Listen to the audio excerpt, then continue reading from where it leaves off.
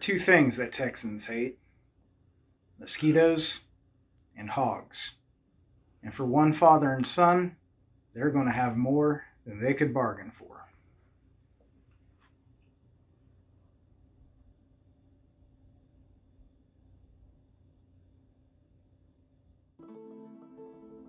It was September, after a hurricane had blown through a week earlier, and Randy and his son Tristan spent the day hunting. Later that evening, they'd laid on their bellies, waiting. It was late.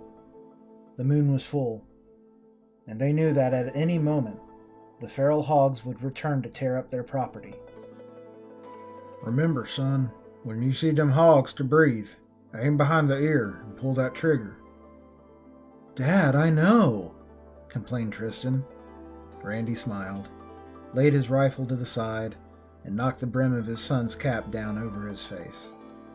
They chuckled quietly, almost too loudly, as snorts and squeals could be heard in the distance. Any moment now, son. Be ready, Randy assured Tristan as he studied the land through the scope of his rifle. The moon was full. The hogs would be spotted easily.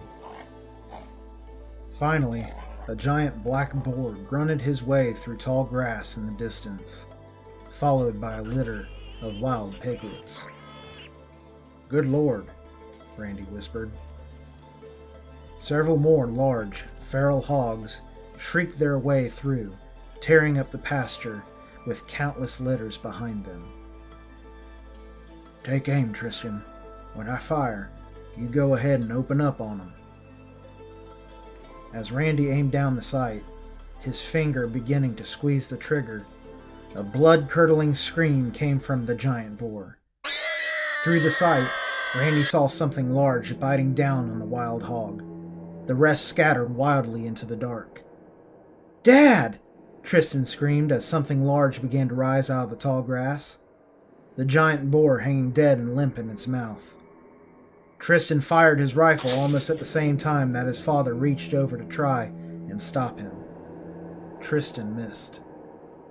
They stared at each other in bewilderment as the creature continued to rise out of the grass, his eyes reflecting green in the moonlight and staring straight at them. Its head was elongated, its shoulders broad and stooped. Its arms were massive and taut. He was built like a man, but taller than anyone Randy or Tristan had ever seen. Suddenly, the creature ripped the hog apart with its large hand the way a person would eat a chicken leg. Its eyes blinked, still reflecting green in the moonlight, the same way a cat's would in the dark as the sounds of bones and meat crunching echoed across the pasture.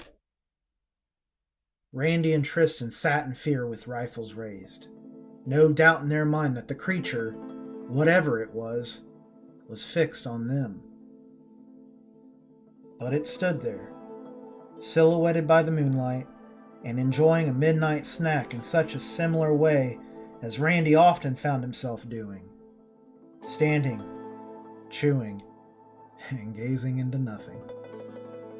As quickly as it had arrived, the creature shrugged, looked around, looked back at Randy and Tristan, and walked away.